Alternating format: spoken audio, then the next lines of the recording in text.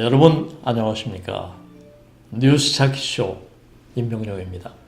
대한민국 뉴스를 경마의 기수처럼 경쾌하고 박진감 있게 이끄는 뉴스 찾기쇼 날씨부터 짚어보겠습니다.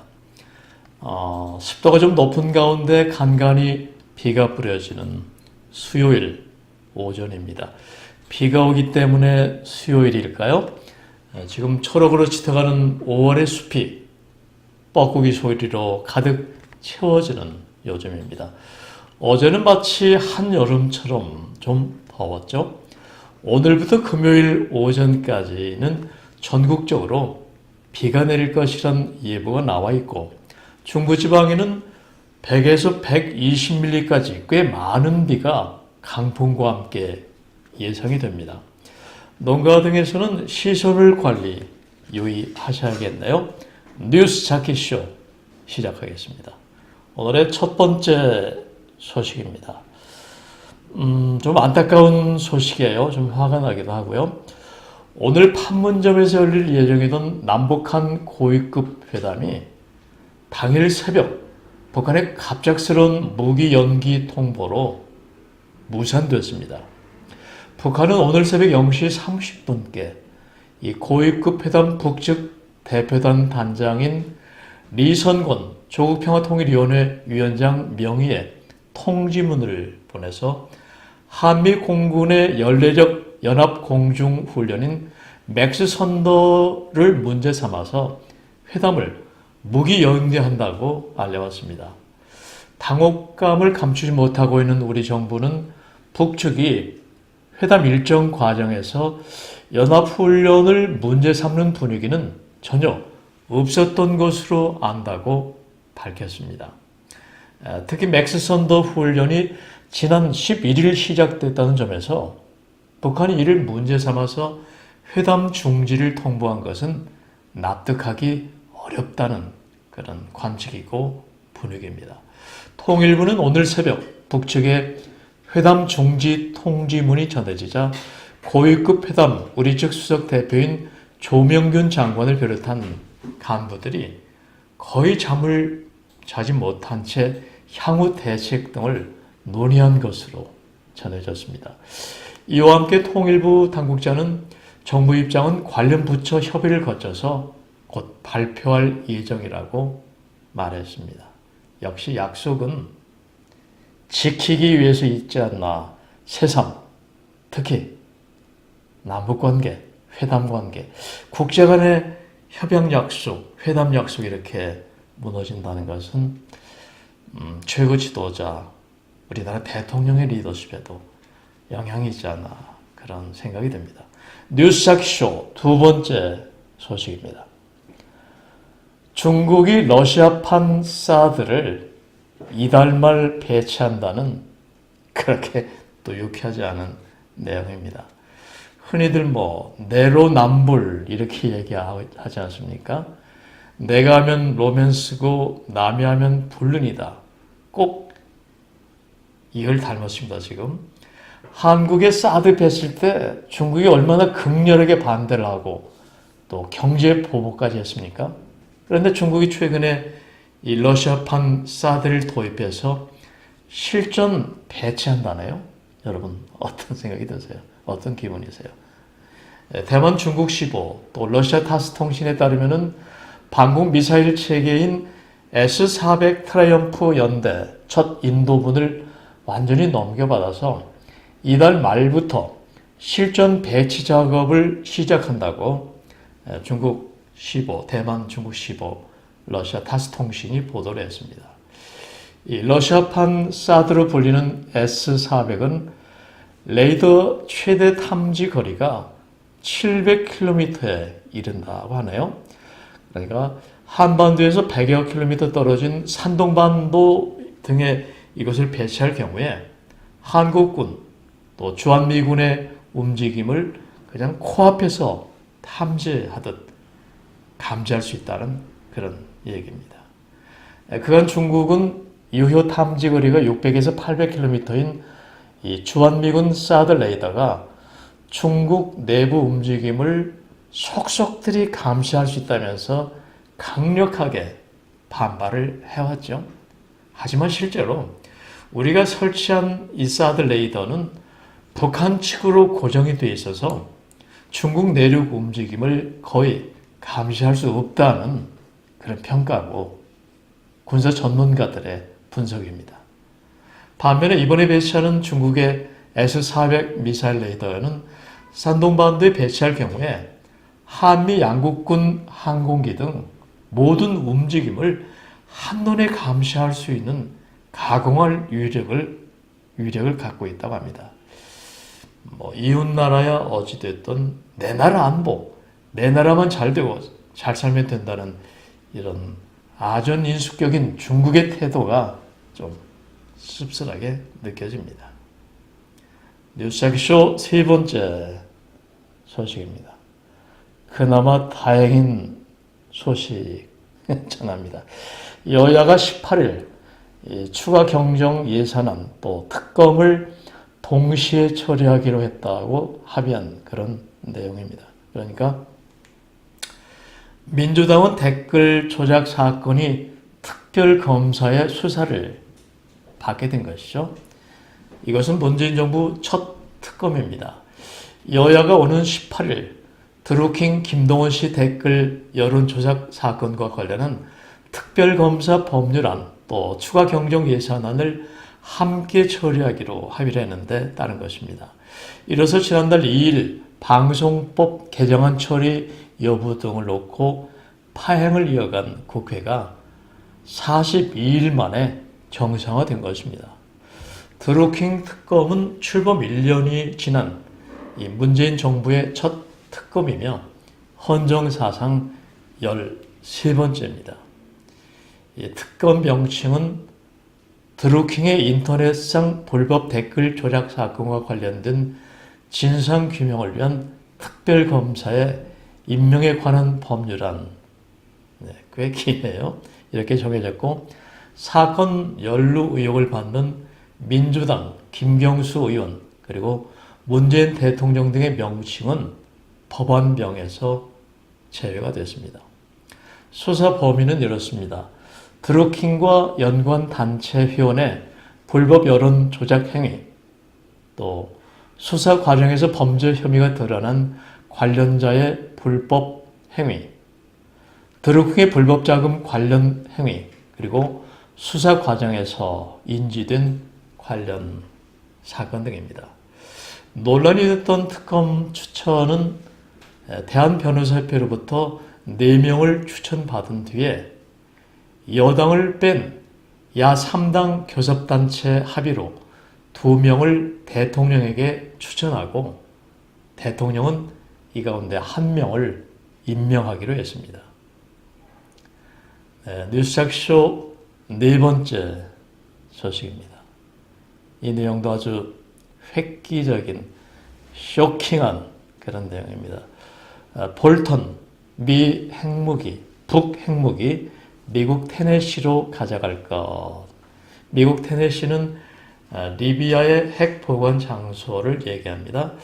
미국이 북한의 모든 핵무기를 폐기해서 미국 땅에 가져다 두는 리비아식 핵폐기를 공식화했습니다. 이에 대한 대가로 김정은 체제를 보장하는 동시에 또 미국 민간의 대북 투자를 허용해서 이 북한 전력망, 도로 등 인프라, 농업 발전을 지원하는 그야말로 북한판 마샬 플랜을 제시한 것으로 알려졌습니다. 할아버지 김일성 때, 아버지 김정일 때 감히 엄두도 내지 못했던 이와 같은 일이 지금 눈앞의 현실에서 벌어지고 있나요? 북미 간의 이 같은 완전한 비핵화 또 획기적인 보상을 묶는 빅뱅식 일괄 타결 구체화 실행을 두고 지금 세계 각국 안보 전략 전문가들의 이목이 그 어느 때보다 미국과 한반도에 쏠려 있습니다. 이 존 볼턴 미 백악관 국가안보보좌관은 ABC 방송과의 인터뷰에서 북한의 영구적이고 또 검증 가능하며 이 불가역적인 비핵화를 위해서 북한 내 우라늄 농축, 플루토늄 재처리 능력이 완전히 제거돼야 한다. 그리고 이러한 결정의 이행은 모든 핵무기를 제거하는 것, 핵무기를 폐기해서 테네시주, 오크리지에 가져가는 것을 의미한다고 밝혔습니다. 과연 앞으로 어떻게 진척이 될까요? 정리하면 이렇습니다. 가공할 만한 위력의 북한의 모든 핵시설과 물질을 떼어내서 미국 정부가 보관할 미국 내 장소까지 옮겨 놓겠다는 것입니다. 미국이 보관 장소를 공개적으로 특정한 것은 이번이 처음인데, 이 테네시주 오크리지는 미국의 핵 원자력 연구소 단지가 있는 지역으로 과거 핵 협상을 통해서 폐기한 리비아의 핵시설과 핵물질이 2005년부터 지금까지 보관된 지역입니다. 이 볼턴의 이날 발언은 영구적인 비핵화, 그러니까 PVID를 반드시 이루겠다는 백악관의 강력한 의지를 상징적으로 드러낸 것입니다. 이에 따라 리비아식 일괄 핵 폐기를 거부해온 북한의 반응이 과연 어떻게 나올지 초미의 관심사입니다. 북한은 그동안 리비아를 핵 포기 후에 체제 안전을 위협받는 가장 대표적인 사례로 여겨왔습니다. 또 최근 중국과의 정상회담에서도 단계적 동시적 해법을 주장한 바 있습니다. 정말 트럼프와 김정은이 주고받는 이런 협상, 통큰 결단, 실제적인 가능성, 진실성, 이런 게 이제 더 중요하지 않을까 생각이 됩니다. 이번에는 뉴스 제목의 힘, 제목 뉴스 1, 2, 3, 4, 5입니다. 본문에서 다 짚어드리지 못한 비중이 큰 뉴스를 뉴스 헤드, 제목 뉴스를 소개하는 코너죠. 첫 번째, 북 고위급 회담, 무기연기 통보, 남북관계 숨고르기 하나. 다음은 검찰총장이 강원랜드 수사 개입, 검찰 4분, 안타깝고 씁쓸한 그런 제목 뉴스네요. 그 다음에는 여야가 18일 추경특검 동시처리 합의, 국회 42일 만에 정상화. 다음은 서울 집값 평균 7억, 내 집 마련, 월급 안 쓰고 다 모아도 11년. 네, 다음은 감사원 다음 달 대검 첫 감사, 정부의 검찰 견제 신호탄인 듯. 여섯 번째, 드루킹 김경수가 샌더의 총영사 제안. 그리고 다음에는 폭행당한 원희룡, 극단적 방법 써야 했던 그분 마음 헤아려 본다. 네. 제목 뉴스 1, 2, 3, 4, 5 코너였습니다. 이번에는 쉬어가는 페이지, 시의 언덕길. 오늘은 홍영철 시인의 거기에 가면이라는 제목의 시 소개해드리겠습니다.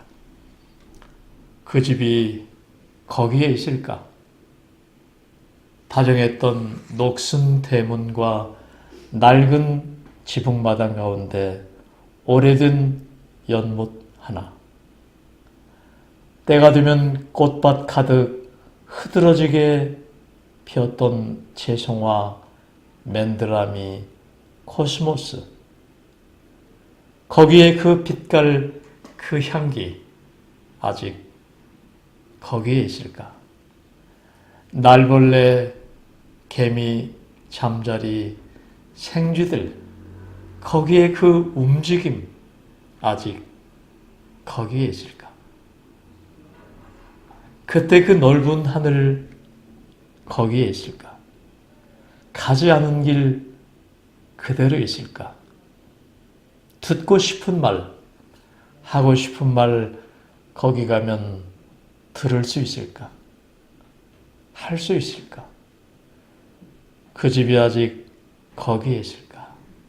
네, 저도 시인입니다마는 시공을 초월한 과거와 현재와 미래를 하나로 묶는 그런 아련한 추억이 이 거기 가면이라는 시 속에 다 담겨 있네요.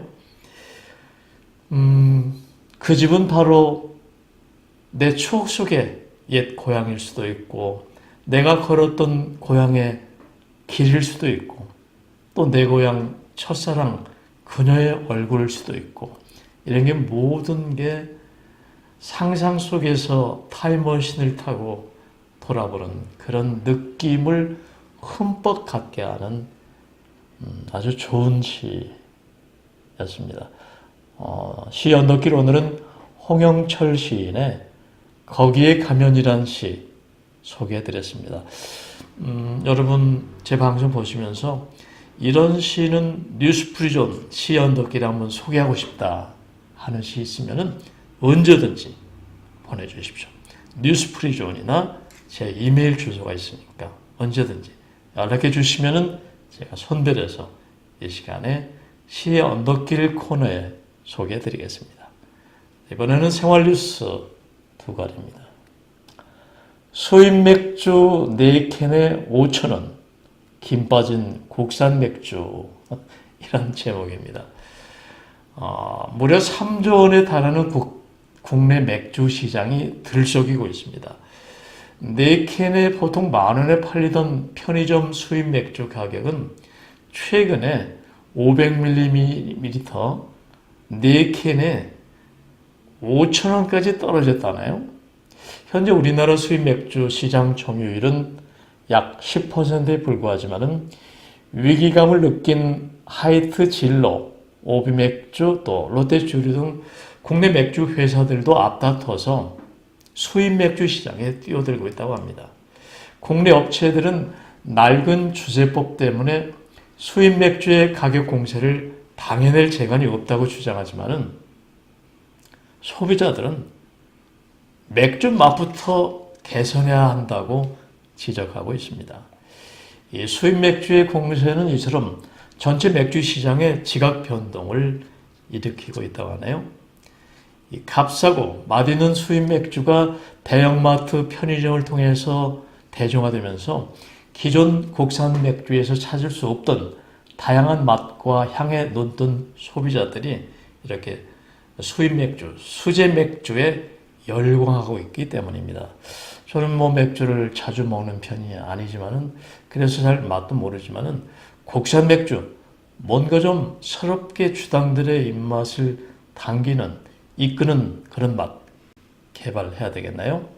생활뉴스 두 번째 소식입니다. 정부의 강력한 부동산 시장 규제로 주택담보대출 증가세는 주춤해졌지만은 신용대출이라든가 다른 대출이 빠르게 늘고 있다고 합니다. 이른바 풍선 효과라고 하는데요. 대출 요건이 까다로워진 주택대출에서 신용대출로 자금 수요가 이동하고 있다는 얘기입니다. 지난달 신용대출 등 기타 대출 증가폭은 사상 최대를 기록했습니다. 그러니까 이제 기타 대출은 신용대출, 마이너스 대출 통장, 또 상업용 부동산 담보대출, 예적금 담보대출, 또 주식 담보대출 등을 말하는데 절반 이상의 신용대출과 마이너스 통장 대출이라는 것입니다. 마이너스 통장 쓰면은 그게 다 내 돈입니까? 갚느라고 또 이제 허덕이게 되죠. 이처럼 기타 대출이 급증한 것은 정부 정책과 관련이 있다는 지적입니다. 문재인 정부의 부동산 시장 규제로 주택 대출이 어려워지자 소비자들이 신용대출 또는 마이너스 통장 대출로 이 주택 관련 대출 그런 부족분을 채우고 있다는 분석입니다. 뉴스 자키쇼 이제 마무리 순서입니다. 유머 감각이 어느 나라 국민보다 뛰어난 영국인들은 유머는 인간의 따뜻한 마음, 즉 휴먼이나 휴머니즘에서 나왔다고 해서 유머라고 하지 않고 영국인들은 휴머, 이렇게 휴머라고 표현하고 발음한다고 하네요. 한순간에 무거운 공기를 가볍고 경쾌하고 재밌게 바꿔버리는 마력 같은 게 바로 유머가 아닐까 생각이 듭니다. 유머가 없는 사람과 같이 있으면 스프링 쿠션 장치가 없는 마차에 타고 있는 것과 같다고 표현한 사람도 있습니다. 또 소설가 김중혁 씨는 농담은 삶의 재채기 같은 것이다 라고 표현하기도 했습니다. 자, 오늘 하루 스스로에게나 또 주위 사람들에게 경쾌하고 시원하고 재밌게 재채기가 튀어나올 수 있는 그런 유머 한번 써보십시오. 뉴스 프리전 생방송으로 전해드린 뉴스 자키쇼, 지금까지 편집국장 임병용이었습니다. 감사합니다.